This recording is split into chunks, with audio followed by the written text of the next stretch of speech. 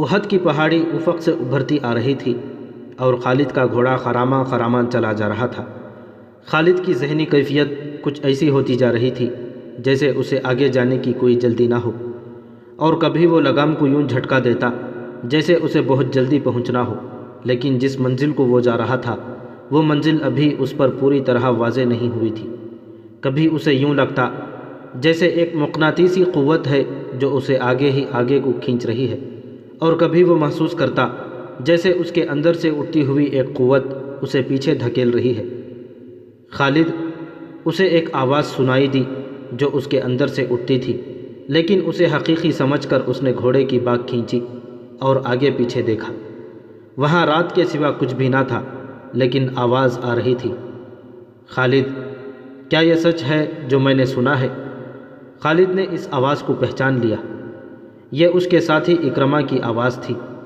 ایک ہی روز پہلے اکرمہ اسے کہہ رہا تھا، اگر تم یہ سوچ رہے ہو کہ محمد صلی اللہ علیہ وسلم خدا کا بھیجا ہوا نبی ہے تو یہ خیال دل سے نکال دو۔ محمد ہمارے بہت سے رشتہ داروں کا قاتل ہے۔ اپنے قبیلے کو دیکھ جو سورج غروب ہونے سے پہلے پہلے محمد کو قتل کرنے کی قسم کھائے ہوئے ہیں۔ خالد نے لگام کو ہلکا سا جھٹکا دیا اور گھوڑا چل پڑا۔ اس کا ذہن پھر 4 برس پیچھے چلا گیا، جب وہ احد کے معرکے میں رسول کریم صلی اللہ علیہ وسلم کو ڈھونڈ رہا تھا۔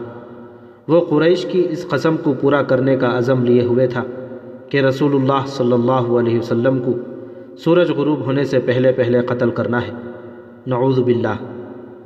اسے یاد آ رہا تھا کہ مسلمانوں کے تیر اندازوں نے جب عینین کی پہاڑی چھوڑ دی تھی تو اس نے اس پہاڑی پر حملہ کر کے عبداللہ بن جبیر رضی اللہ تعالیٰ عنہ اور ان کے 9 تیر اندازوں کو جو رسول اللہ صلی اللہ علیہ وسلم کے حکم کی پیروی کرتے ہوئے وہاں رہ گئے تھے ختم کیا تھا۔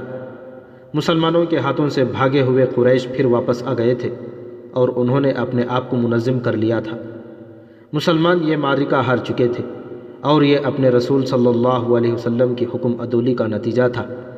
خالد اور ابو جہل کا بیٹا اکرمہ فن حرب و ضرب کے ماہر تھے۔ ان کے لیے ایک ایک مسلمان کو قتل کر دینا اب مشکل نہیں رہا تھا۔ اب اللہ کے سوا مسلمانوں کی مدد کوئی بھی نہیں کر سکتا تھا۔ خالد دیکھ رہا تھا کہ مسلمان 2 حصوں میں بٹ گئے تھے۔ بڑا حصہ الگ تھا جو اپنے کمانڈر رسول کریم صلی اللہ علیہ وسلم سے کٹ گیا تھا۔ چند ایک تیر انداز رسول اللہ صلی اللہ علیہ وسلم کے ساتھ تھے۔ یہ وہ صحابہ کرام رضی اللہ تعالیٰ عنہ مجمعین تھے جن کے دلوں میں مال غنیمت کا لالچ نہ تھا۔ ان کی تعداد 30 تھی۔ ان میں ابو دجانہ، سعد بن ابی وقاص، حضرت علی، حضرت عبد الرحمن بن عوف، حضرت ابو بکر، حضرت عبیدہ، طلحہ بن عبداللہ، مصعب بن عمیر رضوان اللہ علیہ مجمعین خاص طور پر قابل ذکر ہیں۔ ان 14 خواتین میں سے جو زخمیوں کی دیکھ بھال کے لیے ساتھ آئی تھیں، 2 رسول اللہ صلی اللہ علیہ وسلم کے ساتھ تھیں۔ ایک ام عمارہ رضی اللہ تعالیٰ عنہ تھیں اور دوسری ام ایمن رضی اللہ تعالیٰ عنہ نام کی ایک حبشی خاتون تھی۔ ام ایمن آپ صلی اللہ علیہ وسلم کے بچپن میں آپ کی دایا رہ چکی تھی۔ باقی 12 خواتین ابھی تک زخمیوں کو اٹھانے، پیچھے لانے اور ان کی مرہم پٹی کرنے میں مصروف تھیں۔ خالد رسول کریم صلی اللہ علیہ وسلم کو ڈھونڈ رہا تھا، لیکن وہ میدان جنگ میں زیادہ گھوم پھر نہیں سکتا تھا کیونکہ اس کی کمان میں گھوڑ سواروں کا ایک جیش تھا جسے اس نے پوری طرح اپنے نظم و نسق میں رکھا ہوا تھا۔ وہ اندھا دھن حملے کا قائل نہیں تھا۔ اس کا اصول تھا کہ دشمن کی ایسی رگ پر ضرب لگاؤ کہ دوسری ضرب سے پہلے وہ گھٹنے ٹیک دے۔ آج 4 برس بعد جب کہ وہ تنے تنہا صحرا میں جا رہا تھا، اس کے ذہن میں گھوڑے دوڑ رہے تھے، اسے تیر کمانوں کے زناٹے سنائی دے رہے تھے، اس کے ذہن میں مسلمانوں کے نعرے گونج رہے تھے۔ اس کا خیال تھا کہ مسلمان یہ ظاہر کرنے کے لیے نعرے لگا رہے تھے کہ انہیں موت کا کوئی ڈر نہیں۔ طنز اور نفرت سے اب بھی اس کے ہونٹوں پر مسکراہٹ آ گئی۔ اس نے ارادہ کر لیا تھا کہ وہ زیادہ سے زیادہ مسلمانوں کو قتل کرے گا، قیدی کم ہی بنائے گا۔ اسے ابھی پتہ نہیں چل رہا تھا کہ رسول کریم صلی اللہ علیہ وسلم کہاں ہیں۔ اس نے دیکھا کہ ابو سفیان جو بھاگتے ہوئے قریش کو ساتھ لے کر واپس آ گیا تھا، مسلمانوں کی فوج کے بڑے حصے پر حملہ آور ہو چکا تھا اور مسلمان بے جگری سے لڑ رہے تھے۔ مسلمانوں نے اسے اپنی زندگی کا آخری معرکہ سمجھ کر شجاعت اور بے خوفی کے ایسے مظاہرے کیے کہ کثیر تعداد قریش پریشان ہو گئے۔ یہ صورتحال دیکھ کر خالد آگ بگولا ہو گیا۔ اس نے اپنے سواروں کو مسلمانوں پر حلہ بولنے کا حکم دیا۔ اس نے تلوار نیام میں ڈال لی اور برچھی ہاتھ میں لے لی۔ اس نے مسلمانوں پر عقب سے حملہ کیا تھا۔ اس نے اس برچھی سے مسلمانوں کو چن چن کر مارا۔ اس کی برچھی جب کسی مسلمان کے جسم میں داخل ہوتی تو وہ چلا کر کہتا، میں ہوں ابو سلیمان۔ ہر برچھی کے وار کے ساتھ اس کی للکار سنائی دیتی، میں ہوں ابو سلیمان۔ آج 4 برس بعد جب وہ مسلمانوں کے مرکز مدینہ کی طرف جا رہا تھا تو اسے اپنی ہی للکار سنائی دے رہی تھی، میں ہوں ابو سلیمان۔ اسے یاد نہیں آ رہا تھا کہ اس کی برچھی کتنے مسلمانوں کے جسموں میں اتری تھی۔ وہ رسول اللہ صلی اللہ علیہ وسلم کو بھول گیا تھا۔ تھوڑی دیر بعد اسے پتہ چلا کہ مسلمان اپنے نبی صلی اللہ علیہ وسلم کی کمان سے نکل چکے ہیں اور اکرمہ مسلمانوں کے نبی صلی اللہ علیہ وسلم کی طرف چلا گیا ہے۔ حقیقت بھی یہی تھی کہ رسول کریم صلی اللہ علیہ وسلم کی کمان ختم ہو چکی تھی اور معرکے کی صورتحال ایسی ہو گئی تھی کہ آپ مسلمانوں کو از سر نو منظم نہیں کر سکتے تھے، لیکن آپ اپنی اور اپنے ساتھیوں کی جان بچانے کے لیے میدان جنگ سے نکلنا بھی نہ چاہتے تھے۔ حالانکہ صورتحال ایسی تھی کہ آپ صلی اللہ علیہ وسلم کو نکل جانا چاہیے تھا، لیکن آپ کسی بہتر پوزیشن میں جانے کی کوشش کر رہے تھے۔ آپ کو معلوم تھا کہ قریش آپ کو ڈھونڈ رہے ہوں گے اور آپ کے گروہ پر بڑا شدید حملہ ہوگا۔ آپ ایک پہاڑی کی طرف بڑھنے لگے۔ آپ کے ساتھیوں نے آپ کو اپنے حلقے میں لے رکھا تھا۔ آپ صلی اللہ علیہ وسلم تھوڑی ہی دور رہ گئے ہوں گے کہ اکرمہ نے اپنے گھوڑ سواروں سے آپ پر حملہ کر دیا۔ قریش کے ایک پیادہ جیش کو کسی طرح پتہ چل گیا کہ رسول کریم صلی اللہ علیہ وسلم پر اکرمہ نے حملہ کر دیا ہے، تو قریش کا یہ پیادہ جیش بھی آپ کے گروہ پر ٹوٹ پڑا۔ آپ کے اور آپ کے کسی ایک بھی ساتھی کے بچ نکلنے کا سوال ہی ختم ہو گیا تھا۔ آپ صلی اللہ علیہ وسلم کے 30 ساتھیوں نے اور ان 2 خواتین نے جو آپ کے ساتھ تھیں، آپ کے گرد گوشت پوست کی دیوار کھڑی کر دی تھی۔ خالد کو یاد آ رہا تھا کہ رسول اللہ صلی اللہ علیہ وسلم جسمانی طاقت کے لحاظ سے بھی مشہور تھے۔ اس کا سب سے بڑا ثبوت یہ تھا کہ آپ صلی اللہ علیہ وسلم نے عرب کے مانے ہوئے پہلوان رکانہ کو 3 بار اٹھا کر پٹخا تھا۔ اب میدان جنگ میں ان کی طاقت کے ایک اور مظاہرے کا وقت آ گیا۔ گوشت پوست کی وہ دیوار جو آپ کے فدائین نے آپ صلی اللہ علیہ وسلم کے ارد گرد کھڑی کر دی تھی، اسے آپ نے خود توڑا۔ آپ کے ہاتھ میں کمان تھی، ترکش میں تیر بھی تھے۔ اس وقت خالد مسلمانوں کے بڑے حصے میں الجھا ہوا تھا۔ اسے جب بعد میں بتایا گیا تھا کہ رسول اللہ صلی اللہ علیہ وسلم اور ان کے 30 ساتھی اور 2 عورتیں قریش کے گھوڑ سواروں اور پیادوں کے مقابلے میں جم گئے تھے، تو خالد نے بڑی مشکل سے یقین کیا تھا۔ اس نے ایک بار پھر کہا تھا کہ یہ طاقت جسمانی نہیں ہو سکتی، یہ کوئی اور ہی طاقت ہے۔ اس وقت سے ایک سوال اسے پریشان کر رہا تھا، کیا عقیدہ طاقت بن سکتا ہے؟ وہ اپنے قبیلے میں کسی سے اس سوال کا جواب نہیں لے سکتا تھا، کیونکہ فوراً یہ الزام عائد ہو سکتا تھا کہ اس پر بھی محمد کا جادو اثر کر گیا ہے۔ آج وہ یہی سوال اپنے ذہن میں لیے مدینے کی طرف جا رہا تھا۔ احد کی پہاڑی افق سے اوپر اٹھ آئی تھی۔ 4 برس پرانی یادیں اسے پھر اس پہاڑی کے دامن میں لے گئیں جہاں اسے اپنا ہی نام سنائی دے رہا تھا، ابو سلیمان، ابو سلیمان۔ وہ اپنے تصوروں میں دیکھنے لگا کہ ان 30 آدمیوں اور 2 عورتوں نے اتنے سارے گھوڑ سواروں اور پیادوں کا مقابلہ کس طرح کیا ہوگا۔ رسول کریم صلی اللہ علیہ وسلم اپنے دست مبارک سے تیر برسا رہے تھے۔ آپ کے ساتھی بڑھ بڑھ کر آپ کو اپنے حلقے میں لے لیتے تھے۔ ایک مورخ مغازی کی تحریر کے مطابق آپ اپنے گرد حلقے کو بار بار توڑتے اور جدھر سے ان پر دشمن بڑھتا اس پر تیر چلاتے تھے۔ آپ کی جسمانی طاقت عام انسان سے کہیں زیادہ تھی۔ آپ کمان کو اس قدر زور سے پھینکتے تھے کہ آپ کا چھوڑا ہوا تیر جس جسم سے لگتا تھا، تیر کی نوک اس جسم کے دوسری طرف نکل جاتی تھی۔ آپ صلی اللہ علیہ وسلم نے اس قدر تیر چلائے کہ ایک تیر چلانے کے لیے آپ نے کمان کو کھینچا تو کمان ٹوٹ گئی۔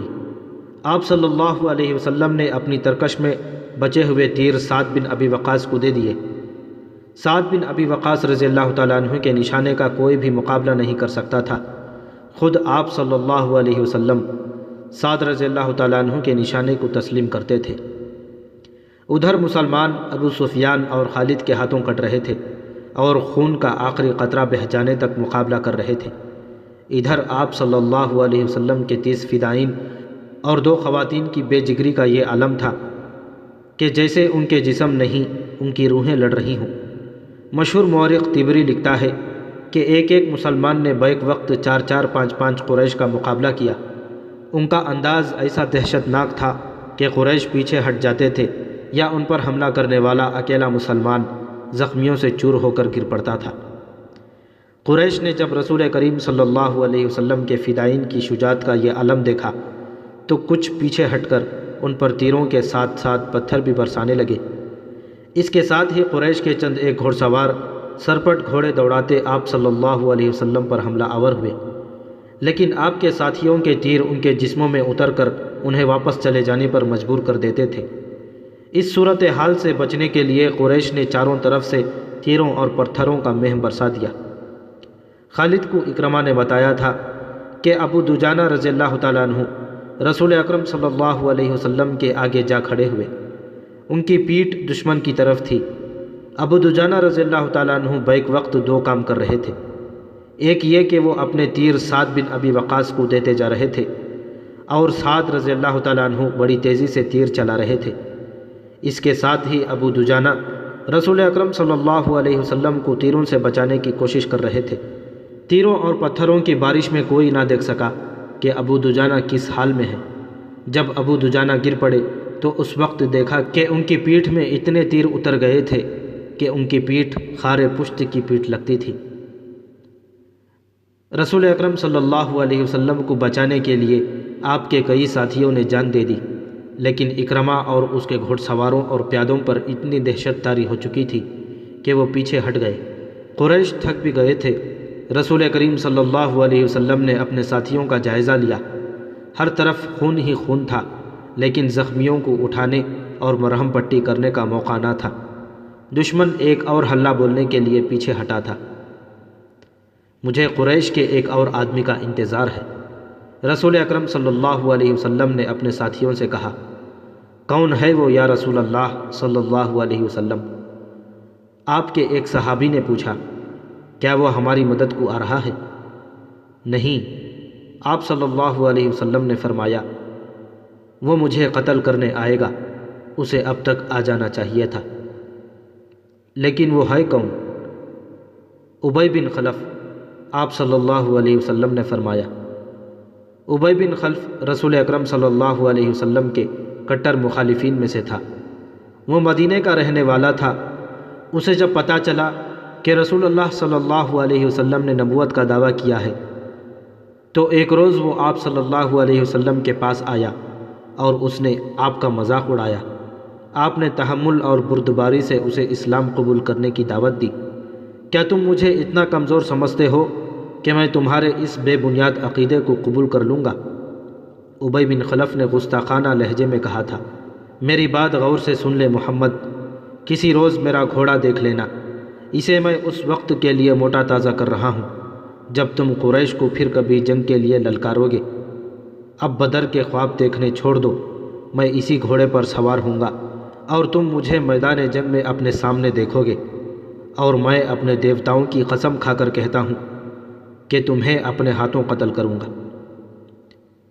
ابی، رسول خدا صلی اللہ علیہ وسلم نے مسکرا کر کہا تھا، زندگی اور موت اس اللہ کے اختیار میں ہے جس نے مجھے نبوت عطا فرمائی ہے اور مجھے گمراہ لوگوں کو سیدھے راستے پر لانے کا فرض سونپا ہے۔ ایسی بات منہ سے نہ نکالو جسے میرے اللہ کے سوا کوئی بھی پورا نہ کر سکے۔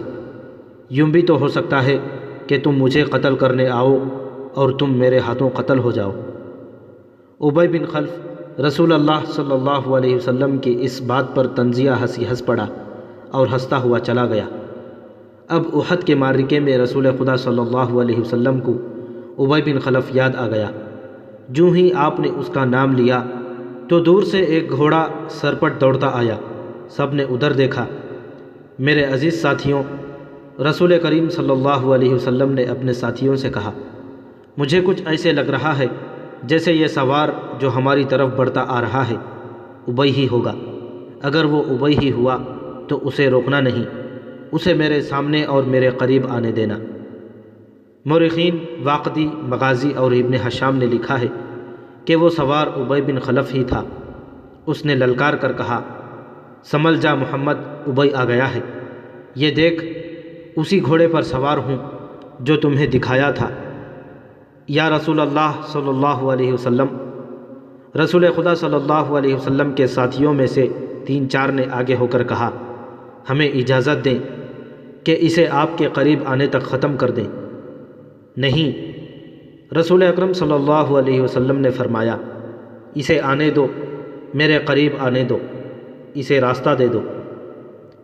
رسول کریم صلی اللہ علیہ وسلم کے سر پر زنجیروں والی خود تھی۔ خود کی زنجیریں آپ کے چہرے کے آگے اور دائیں بائیں لٹک رہی تھیں۔ آپ صلی اللہ علیہ وسلم کے ہاتھ میں برچھی تھی اور تلوار نیام میں تھی۔ ابی کا گھوڑا قریب آ گیا تھا۔ آگے آ جا ابی، رسول خدا صلی اللہ علیہ وسلم نے للکار کر کہا، میرے سوا تیرے ساتھ کوئی نہیں لڑے گا۔ ابی بن خلف نے اپنا گھوڑا قریب آ کر روکا اور طنزیہ قہقہا لگایا۔ اسے شاید پورا یقین تھا کہ آپ کو قتل کر دے گا، نعوذ باللہ۔ اس کی تلوار ابھی نیام میں تھی۔ آپ اس کے قریب چلے گئے۔ وہ بڑے طاقتور گھوڑے پر تھا اور آپ صلی اللہ علیہ وسلم زمین پر۔ اس نے ابھی تلوار نکالی ہی تھی کہ آپ نے آگے بڑھ کر اور اچھل کر اس پر برچھی کا وار کیا۔ وہ وار بچانے کے لیے ایک طرف کو جھک گیا، لیکن وار خالی نہ گیا۔ آپ صلی اللہ علیہ وسلم کی برچھی کی انی اس کے دائیں کندھے پر ہنسلی کی ہڈی کے نیچے لگی۔ وہ گھوڑے سے گر پڑا اور اس کی پسلی ٹوٹ گئی۔ مورخ لکھتے ہیں کہ رسول خدا صلی اللہ علیہ وسلم کا وار اتنا کاری نہ تھا کہ ابی جیسا قوی ہیکل آدمی اٹھ نہ سکتا۔ رسول خدا صلی اللہ علیہ وسلم اس پر دوسرا وار کرنے کو دوڑے۔ وہ گھوڑے کے دوسری طرف گرا تھا۔ اس پر شاید دہشت طاری ہو گئی تھی یا آپ صلی اللہ علیہ وسلم کا وار اس کے لیے غیر متوقع تھا۔ وہ اٹھا اور اپنا گھوڑا وہیں چھوڑ کر بھاگ گیا۔ وہ چلاتا جا رہا تھا، محمد نے مجھے قتل کر دیا ہے، اے اہل قریش، محمد نے مجھے قتل کر ڈالا ہے۔ قریش کے کچھ آدمیوں نے اس کے زخم دیکھے تو اسے تسلی دی کہ اسے کسی نے قتل نہیں کیا، زخم بالکل معمولی ہے، لیکن اس پر نہ جانے کیسی کیفیت طاری ہو گئی تھی کہ اس کی زبان سے یہی الفاظ نکلتے تھے، میں زندہ نہیں رہوں گا، محمد نے کہا تھا کہ میں اس کے ہاتھوں قتل ہو جاؤں گا۔ مورخ ابن ہشام نے یہاں تک لکھا ہے کہ ابی نے یہ الفاظ بھی کہے تھے کہ اگر محمد مجھ پر صرف تھوک دیتا تو بھی میں زندہ نہ رہ سکتا۔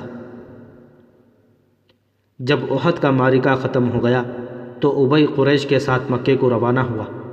راستے میں انہوں نے پڑاؤ کیا تو ابی مر گیا۔ خالد کو آج 4 برس بعد وہ وقت کل کی بات کی طرح یاد آ رہا تھا۔ اسے یقین تھا کہ مسلمانوں کو اہل قریش کچل کر رکھ دیں گے، لیکن مسلمان جس طرح جانیں قربان کر رہے تھے اس نے خالد کو پریشان کر دیا۔ یوں لگتا تھا جیسے مسلمان پیادوں سے قریش کے گھوڑے بھی خوفزدہ ہیں۔ خالد نے اپنے گھوڑے کو ایڑ لگائی اور اس خونریز معرکے میں ابو سفیان کو تلاش کرتا اس تک پہنچا۔ کیا ہم مسلمانوں کو فیصلہ کن شکست دینے کے قابل نہیں رہے؟ خالد نے ابو سفیان سے کہا، کیا قریش کی ماؤں کے دودھ ناقص تھے کہ یہ ان مٹھی پر مسلمانوں سے خوفزدہ ہوئے جا رہے ہیں؟ دیکھو خالد، ابو سفیان نے کہا، جب تک محمد ان کے ساتھ ساتھ ہے اور وہ زندہ و سلامت ہے، یہ خون کا آخری قطرہ بہہ جانے تک شکست نہیں کھائیں گے۔ تو یہ فرض مجھے کیوں نہیں سونپ دیتے؟ خالد نے کہا، نہیں۔ ابو سفیان نے کہا، تم اپنے سواروں کے پاس جاؤ، تمہاری قیادت کے بغیر وہ بکھر جائیں گے۔ محمد صلی اللہ علیہ وسلم اور اس کے ساتھیوں پر حملہ کرنے کے لیے میں پیادے بھیج رہا ہوں۔ آج مدینہ کی طرف جاتے ہوئے خالد کو افسوس ہو رہا تھا کہ ابو سفیان نے اس کے اس عزم کو کچل ڈالا تھا۔ رسول خدا صلی اللہ علیہ وسلم کے قتل کو وہ اپنا فرض سمجھتا تھا۔ وہ رسول خدا صلی اللہ علیہ وسلم کو قتل کر کے اپنے سب سے بڑے دیوتا ہبل اور عزا کی خوشنودی حاصل کرنا چاہتا تھا۔ اس نے اپنے سالار کا حکم ماننا ضروری سمجھا اور اپنے سوار دستے کی طرف چلا گیا۔ اسے اتنا اطمینان ضرور تھا کہ رسول اکرم صلی اللہ علیہ وسلم کے ساتھ اب چند ایک ساتھی ہی رہ گئے ہوں گے اور آپ کو قتل کرنا اب کوئی مشکل کام نہیں ہوگا اور اس کے بعد مسلمان اٹھنے کے قابل نہیں رہیں گے۔ خالد کو میدان جنگ کی کیفیت بڑی اچھی طرح یاد تھی۔ اس نے ذرا بلندی سے دیکھا تھا کہ احد کے دامن میں دور دور تک زمین خون سے لال ہو گئی تھی۔ کہیں گھوڑے تڑپ رہے تھے اور کہیں خون میں نہائے ہوئے انسان کراہ رہے تھے۔ زخمیوں کو اٹھانے کا بھی کسی کو ہوش نہ تھا۔ پھر اس نے دیکھا پیادہ قریش رسول کریم صلی اللہ علیہ وسلم کے قریب پہنچ گئے تھے اور انہوں نے آپ صلی اللہ علیہ وسلم کے ساتھیوں کا حلقہ بھی توڑ لیا تھا۔ قریش کے 3 آدمی عتبہ بن ابی وقاص، عبداللہ بن شہاب اور ابن قمہ رسول کریم صلی اللہ علیہ وسلم پر پتھر برسانے لگے۔ عجیب صورت یہ تھی کہ عتبہ کا سگا بھائی سعد ابن ابی وقاص رسول اکرم صلی اللہ علیہ وسلم کی حفاظت میں لڑ رہا تھا۔ رسول اکرم صلی اللہ علیہ وسلم کے ساتھیوں کی تعداد نہ ہونے کے برابر رہ گئی تھی یا وہ لڑتے لڑتے بکھر گئے تھے۔ عتبہ نے آپ صلی اللہ علیہ وسلم پر جو پتھر برسائے ان سے آپ صلی اللہ علیہ وسلم کے نیچے والے 2 دندان مبارک ٹوٹ گئے اور نچلا ہونٹ زخمی ہو گیا۔ عبداللہ کے پتھر سے آپ صلی اللہ علیہ وسلم کی پیشانی پر خاصا گہرا زخم آ گیا۔ ابن قمہ نے قریب آ کر اتنی زور سے پتھر مارا کہ آپ صلی اللہ علیہ وسلم کے خود کی زنجیر کی 2 کڑیاں ٹوٹ کر رخسار مبارک میں اتر گئیں۔ ان سے رخسار کی ہڈی بھی بری طرح مجروح ہو گئی۔ آپ صلی اللہ علیہ وسلم نے برچھی سے دشمنوں پر وار کرنے کی بہت کوشش کی لیکن دشمن قریب نہیں آتے تھے۔ آپ صلی اللہ علیہ وسلم کا خون اتنا نکل گیا تھا کہ آپ صلی اللہ علیہ وسلم گر پڑے۔ اس وقت آپ کے ایک صحابی طلحہ رضی اللہ تعالیٰ عنہ نے جو قریش کے دوسرے آدمیوں کے ساتھ لڑ رہے تھے دیکھ لیا اور دوڑتے ہوئے آپ تک پہنچے۔ ان کی للکار پر ان کے دوسرے ساتھی بھی آ گئے۔ آپ صلی اللہ علیہ وسلم کو پتھروں سے گرانے والے قریش آپ پر تلواروں سے حملہ کرنے ہی والے تھے کہ سعد بن ابی وقاص نے اپنے سگے بھائی عتبہ پر حملہ کر دیا۔ عتبہ اپنے بھائی کا غیظ و غضب دیکھ کر بھاگ اٹھا۔ طلحہ رضی اللہ تعالیٰ عنہ نے رسول خدا صلی اللہ علیہ وسلم کو سہارا دے کر اٹھایا۔ آپ صلی اللہ علیہ وسلم پوری طرح ہوش میں تھے۔ اس دوران آپ کے ساتھیوں نے ان آدمیوں کو بھگا دیا تھا جنہوں نے رسول کریم صلی اللہ علیہ وسلم پر حملہ کیا تھا۔ مورخ لکھتے ہیں کہ سعد بن ابی وقاص پر قابو پانا مشکل ہو رہا تھا۔ سعد کہتے تھے میں اپنے بھائی کو قتل کر کے اس کے جسم کے ٹکڑے کر دینا چاہتا ہوں جس نے میری موجودگی میں میرے نبی پر حملہ کیا ہے۔ وہ اکیلے ہی قریش کی طرف دوڑنے کی کوشش کرتے تھے۔ انہیں بڑی مشکل سے روکا گیا اور رسول خدا صلی اللہ علیہ وسلم انہیں رکنے کا حکم نہ دیتے تو وہ بھی نہ رکتے۔ قریش غالباً بہت ہی تھک گئے تھے۔ وہ معرکے سے منہ موڑ گئے۔ تب رسول اکرم صلی اللہ علیہ وسلم کے ساتھیوں نے آپ کے زخموں کی طرف توجہ دی۔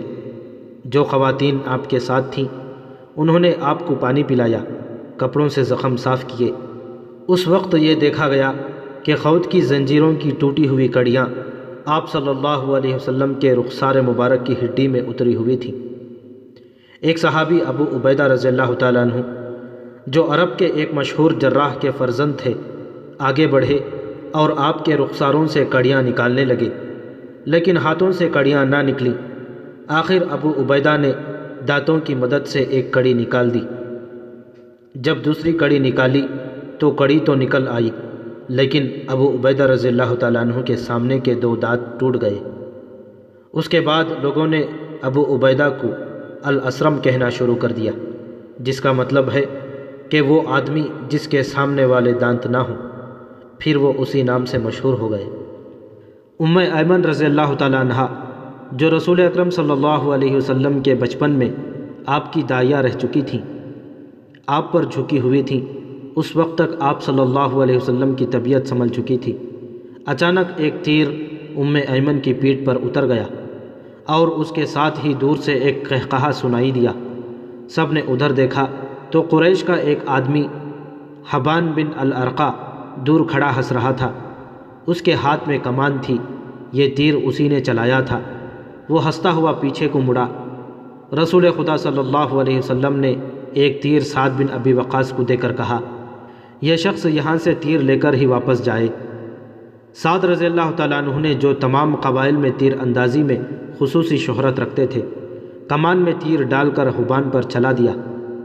یہ تیر حبان کی گردن میں اتر گیا۔ سعد رضی اللہ تعالیٰ عنہ کے تمام ساتھیوں نے بڑی زور سے قہقہا لگایا۔ حبان نے ڈگمگاتے ہوئے چند قدم اٹھائے اور وہ گر پڑا۔ آج خالد جب مدینہ کی طرف بڑھتا چلا جا رہا تھا اور احد کی پہاڑی افق سے اوپر ہی اوپر اٹھتی آ رہی تھی، اسے اپنے کچھ ساتھی یاد آنے لگے۔ عقیدوں کے اختلاف نے بھائی کو بھائی کا دشمن بنا دیا تھا، لیکن خالد کو یہ خیال بھی آیا کہ بعض لوگ اپنے عقیدے کو اس لیے سچا سمجھتے ہیں کہ وہ اس کے پیروکار ہوتے ہیں۔ حق اور باطل کے فرق کو سمجھنے کے لیے بڑی مضبوط شخصیت کی ضرورت ہوتی ہے۔ ایک سوال اسے پھر پریشان کرنے لگا، میں مدینہ کیوں جا رہا ہوں؟ اپنا عقیدہ مدینے والوں پر ٹھوسنے کے لیے یا ان کا عقیدہ اپنے اوپر مسلط کرنے کے لیے؟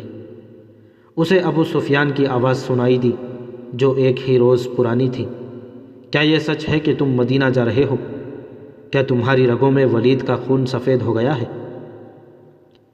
صحرا میں جاتے ہوئے ان آوازوں نے کچھ دور اس کا تعاقب کیا، پھر وہ اپنے دوستوں کی یاد میں کھو گیا جن کے خلاف وہ لڑا اور جن کا خون اس کے سامنے بہہ گیا تھا۔ ان میں ایک مصعب بن عمیر رضی اللہ تعالیٰ عنہ بھی تھے۔ قریش جو معرکے سے منہ مڑ گئے تھے، کچھ دور ہی پہنچے تھے کہ خالد اپنے گھوڑے کو ایڑ لگائی اور ابو سفیان کو جا پکڑا۔ اس نے ابو سفیان سے پوچھا کہ تم لوگ جنگ کو ادھورا چھوڑ کر کہاں جا رہے ہو؟ مسلمانوں کا دم خم ختم ہو چکا تھا۔ ابو سفیان بھی یہی چاہتا تھا کہ یہ معرکہ فیصلہ کن نتیجے پر پہنچے۔ قریش کے چند سوار وہیں سے پلٹ آئے۔ خالد دیکھ چکا تھا کہ رسول کریم صلی اللہ علیہ وسلم کہاں ہیں، اور پھر ابو سفیان نے خالد کو کسی اور طرف بھیج دیا اور کچھ آدمیوں کو نبی کریم صلی اللہ علیہ وسلم پر حملے کا حکم دیا۔ اب رسول کریم صلی اللہ علیہ وسلم کے ساتھ کچھ اور مسلمان آ ملے تھے۔ اب پھر ابن قمہ لڑتے ہوئے مسلمانوں کا حلقہ توڑ کر رسول اکرم صلی اللہ علیہ وسلم تک پہنچنے کی کوشش کرنے لگا۔ اس وقت رسول اکرم صلی اللہ علیہ وسلم کے پاس مصعب بن عمیر کھڑے تھے اور عمارہ اپنے قریب پڑے ہوئے 2-3 زخمیوں کو پانی پلا رہی تھی۔ انہوں نے جب قریش کو ایک بار پھر حملے کے لیے آتے دیکھا تو زخمیوں سے ہٹ کر انہوں نے ایک زخمی کی تلوار اٹھا لی اور قریش کے مقابلے میں ڈٹ گئے۔ قریش کا سب سے بڑا سوار جو ان کے قریب آیا، اس تک وہ نہیں پہنچ سکتی تھی، اس لیے انہوں نے تلوار سے اس کے گھوڑے پر ایسا وار کیا کہ گھوڑا گر پڑا۔ سوار گھوڑے کے دوسری طرف گرا۔ عمارہ رضی اللہ تعالیٰ عنہ نے گھوڑے کے اوپر سے کود کر قریش کے اس آدمی پر وار کیا اور اسے زخمی کر دیا۔ وہ اٹھا اور بھاگ گیا۔ مصعب بن عمیر رضی اللہ تعالیٰ عنہ کی قد بد اور شکل و صورت میں رسول کریم صلی اللہ علیہ وسلم کے ساتھ نمایاں مشابہت تھی۔ ابن قمہ مصعب کو رسول خدا صلی اللہ علیہ وسلم سمجھ کر ان پر حملہ آور ہوا۔ مصعب رضی اللہ تعالیٰ عنہ تیار تھے۔ انہوں نے ابن قمہ کا مقابلہ کیا۔ کچھ دیر دونوں میں تیغ زنی ہوئی، لیکن ابن قمہ کا ایک وار مصعب رضی اللہ تعالیٰ عنہ پر ایسا بھرپور پڑا کہ وہ گرے اور شہید ہو گئے۔ عمارہ رضی اللہ تعالیٰ عنہ نے مصعب رضی اللہ تعالیٰ عنہ کو گرتے دیکھا۔ غیظ و غضب سے ابن قمہ پر تلوار کا وار کیا، لیکن ابن قمہ نے زرہ پہن رکھی تھی اور وار کرنے والی ایک عورت تھی، اس لیے ابن قمہ کو کوئی زخم نہ آیا۔ ابن قمہ نے عمارہ رضی اللہ تعالیٰ عنہ کے کندھے پر بھرپور وار کیا، جس سے وہ شدید زخمی ہو کر گر پڑی۔ اس وقت رسول کریم صلی اللہ علیہ وسلم جو قریب ہی تھے ابن قمہ کی طرف بڑھے، لیکن ابن قمہ نے پینترا بدل کر آپ پر ایسا وار کیا کہ آپ کے خود پر پڑا۔ تلوار خود سے نکل کر آپ صلی اللہ علیہ وسلم کے کندھے مبارک پر لگی۔ آپ کے بالکل پیچھے ایک گڑھا تھا۔ آپ زخم کھا کر پیچھے ہٹے اور گڑھے میں گر پڑے۔ ابن قمہ نے پیچھے ہٹ کر گلا پھاڑ کر کہا، میں نے محمد کو قتل کر دیا ہے۔ وہ یہی نعرہ لگاتا میدان جنگ میں گھوم گیا۔ اس کی آواز قریش نے بھی سنی اور مسلمانوں نے بھی۔ قریش کو تو خوش ہونا ہی تھا، مسلمانوں پر اس کا بڑا تباہ کن اثر ہوا۔ وہ حوصلہ ہار بیٹھے اور احد کی پہاڑی کی طرف بھاگنے لگے۔ اپنے نبی کے شہدائیوں بھاگتے ہوئے مسلمانوں کو ایک للکار سنائی دی، اگر نبی نہ رہے تو لعنت ہے ہم پر کہ ہم بھی زندہ رہیں۔ تم کیسے شہدائی ہو کہ نبی کریم صلی اللہ علیہ وسلم کی شہادت کے ساتھ ہی تم موت سے ڈر کر بھاگ رہے ہو؟ مسلمان رک گئے۔ اس للکار نے انہیں آگ بگولا کر دیا۔ وہ پیادہ تھے لیکن انہوں نے قریش کے گھوڑ سواروں پر حملہ کر دیا۔ یہ حملہ خالد اور اکرمہ کے گھوڑ سواروں پر ہوا تھا۔ خالد کو آج یاد آ رہا تھا کہ اس کے ہاتھوں کتنے ہی مسلمانوں کا خون بہہ گیا تھا۔ ان میں ایک رفاعہ رضی اللہ تعالیٰ عنہ بن وقش بھی تھے۔ خالد کے دل میں درد کی ایک ٹھیس سی اٹھی۔ اسے کچھ ایسا احساس ہونے لگا جیسے وہ بے مقصد خون بہاتا رہا ہے، لیکن اس وقت وہ مسلمانوں کو اپنا بدترین دشمن سمجھتا تھا۔ اب مسلمانوں کا دم خم ٹوٹ چکا تھا۔ پیادے گھوڑ سواروں کا مقابلہ کب تک کرتے؟ وہ پہاڑی کی طرف پسپا ہونے لگے۔ رسول اکرم صلی اللہ علیہ وسلم بھی اپنے ساتھیوں کے ساتھ ایک تنگ سی وادی کی طرف جا رہے تھے۔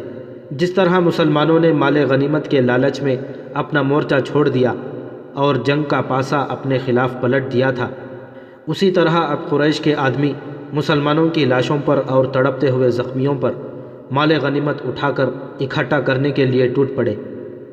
ان میں سے کچھ قریش رسول کریم صلی اللہ علیہ وسلم کے تعاقب میں چلے گئے، لیکن آپ کے ساتھیوں نے ان پر ایسی بے جگری سے حملہ بولا کہ ان میں سے زیادہ تر قریش کو جان سے مار ڈالا، اور جو بچ گئے وہ بھاگ اٹھے۔